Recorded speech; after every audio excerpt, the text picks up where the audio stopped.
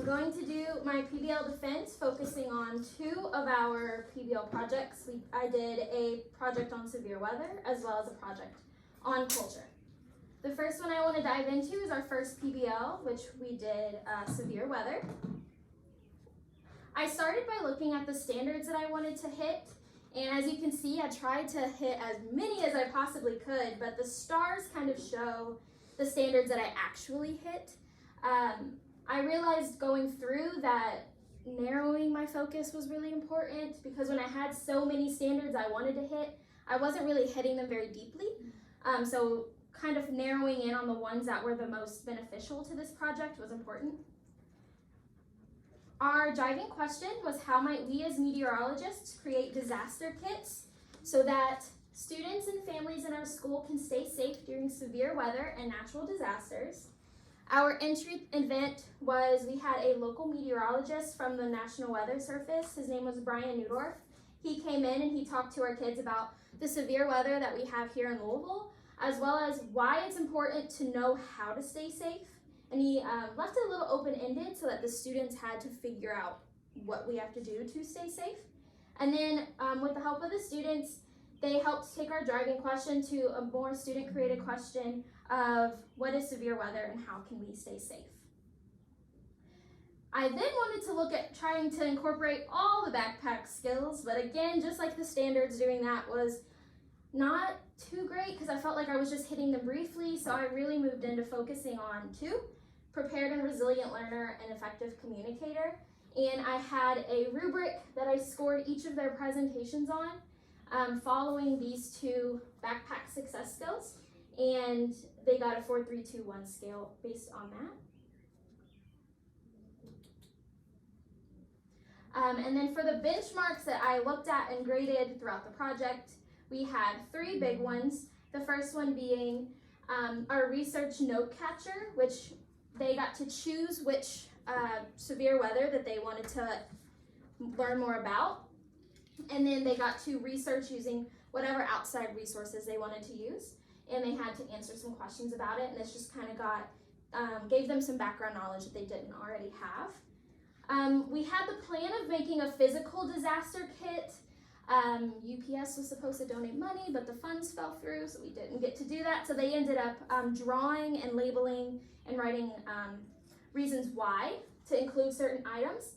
And then our weather research final artifact, where they made slides, posters, brochures, videos, etc. So to begin the project, we kind of started backwards by beginning in a unit of weather and climate, because they came to us not knowing much about weather. And I knew it would be hard to jump into the PBL without them having any understanding of what is weather and why does it happen. So we had a pacing calendar that kind of kept us on track and made sure that we were able to get everything accomplished that we needed to. It was also really nice because I knew what lesson we were on, so we could pull read-alouds or we could pull other resources to use in other subjects. And for our scaffolds, we have a lot of Spanish-speaking newcomers, and in our slides, we always add visuals and icons, things that these students may need to understand key vocabulary, and then we try to translate anything that we can that students will also need. So this is just the definition of weather translated. For voice and choice, they had the choice of what severe weather they wanted to do and research on. So we gave them choices of what we would see here. We didn't want them doing hurricanes because they're not likely to see a hurricane here. So tornado, flood, thunderstorm, blizzard, ice storm, earthquake, forest fire. They got to pick which one sounded the most interesting. And then they also got to pick how they wanted to present their research, whether they made Google Slides or a brochure or a video, or they just made a poster. We started, of course, with our knows and needs to knows, and one thing that I realized through the project was some of their needs to knows were things I didn't even know. So it was kind of fun to go on that learning adventure together and to make that impact my instruction. So if they didn't know something, I knew that I needed to either help them find the answer or give them time to find the answer, or even if it was like a lot of people who needed to know it, we could have a whole class discussion. So for example, one student said, do we need flashlights during severe weather? So I made sure that that was something that they researched within their chosen weather. Did they need that? And by the end of it, we didn't have any more needs to knows. Everyone was able to come back each day and decide whether or not we could move things over. And by the end of our project, we didn't have anything else that we needed to know. We had a bunch of different opportunities for feedback. One of the first ones, it was actually my favorite one, student to teacher feedback, which is when towards the end of the PBL, they got to answer the questions, what is one thing you learned, and what is one thing you wish you had more information about? So they told me one thing that they learned so I could see, did they learn something, and then what they wanted more information about so that I could use that to impact my instruction moving forward. And they said, like this one says, they wanted to learn more about cold weather and super hot weather because they don't know what to do during that.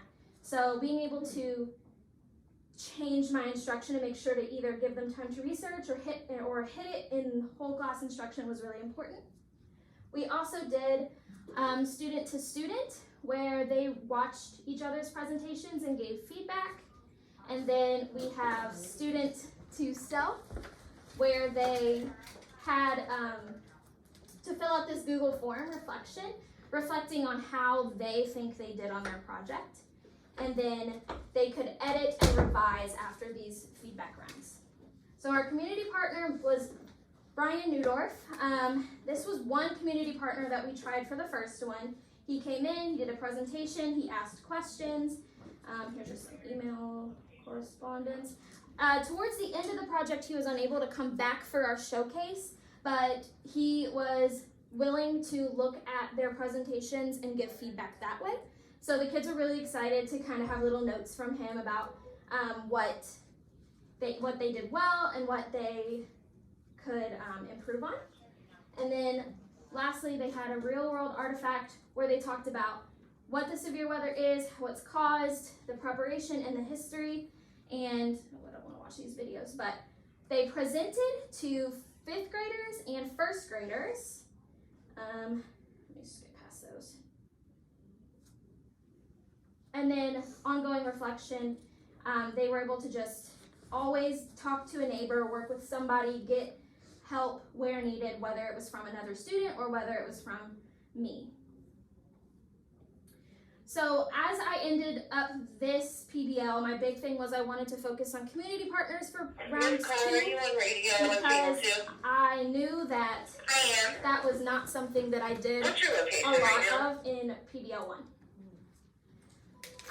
So moving on to PBL 2, we did culture, and looking at the standards, I really narrowed in this time, making sure that I had really focused on the standards that I would get the most bang for my buck, if you will.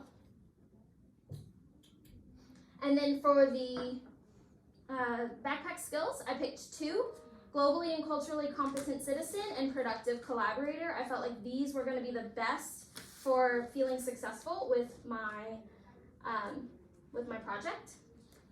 And then I made at the beginning a pacing guide and calendar, basically to keep me on track and know what I needed to teach and when benchmarks were going to be. That way I had my plan all the way written from the beginning, and that was really helpful so that I knew where we were going. I had a rubric created for our Culture Quilt final project that included culture, their label, their picture, neatness, and creativity, as well as their presentation. And the students had this from the very first day, so they knew exactly what I would be looking for. We did knows and needs to knows a little bit differently, where we focused on a Google form instead, and they had access to the Google form throughout the whole project. So as something came up and they were like, oh, this is a question I have, they could add to it. And we would constantly, every time we worked on the project, look at them and answer questions that were on the needs to knows or talk about what people already knew. And then the same thing we had. By the end of it, all the needs to knows were pretty much answered. So for this project, our driving question was, how can we as travelers investigate different cultures of the world so that we can understand the importance of our own culture better? And they went and made that question into what is culture and why is my culture important? And we started by doing an investigation of the United States culture because that was something we all shared. And we talked about what culture is, so that way they had some understanding. You have 5 minutes left, just so you know. We did our benchmarks for this. We did a little passport task where we went to different countries in our world expedition. They had to pick where they would stay, what they would see, and what they would eat. They also had to put the cost of these things so we could tie in a little bit of math. We did, we sent home some questions to their families that they could interview their families and ask about their own personal cultures so that they could get to know their own culture better. And then they took what they learned here and they could put it in these slides to kind of hold those answers, or we also gave them the choice of picking a different culture that they would just like to research. So that was what they turned in here. Then we turned that into a culture quilt, which you may have seen on the bulletin board, where they got to identify some elements of culture, and my culture is important because. We did we worked with Mr. Borjas, who helped us have them present in Spanish. We have sentence stems, text to speech, speech to text, scribes. Those were some accommodations we offered. They got to choose where to record their videos, so wherever they wanted, they got to record. They got to choose what elements to put here. They got to choose what culture to represent. We learned in many different ways. This is a video of us actually learning some dance from Colombia. If you want to go to candidate growth and reflection. Absolutely, there we go. So one of the most beneficial things I learned was, what am I doing that a student could be doing? And this is something that I transitioned into every lesson that I teach, not even PBLs. One thing I've started doing because of this is allowing students to teach concepts they are experts at, because I've learned students learn better from their friends. So they've been teaching each other, and that's been really fun to see. For me to grow, I've been looking for ideas and resources by going to Facebook groups, listening to podcasts, looking at online resources. But here at Kenwood, there's a ton of people who are PBL certified, so I've bounced ideas off of anybody I see in the hallway. Because talking through the ideas and problems with other educators before, during, and after have been beneficial. I did that with Sandy Wisdom. I would just pop in and be like, I have a problem, what do you think? And that's just really helped me kind of streamline the process. And then lastly, I loved PBL. I think not only did they love it, but I loved it. They learned in a deeper way. They took ownership of their learning. Our PBL projects were improved upon versions of projects we've done in the past. And the way that they learned this year with these projects is, I can't even compare it to previous years. I know I'm going to continue with next year with some adjustments. I've learned so much about what I would like to do differently. But my big goal next year is to incorporate PBL opportunities into math while also using the IM curriculum.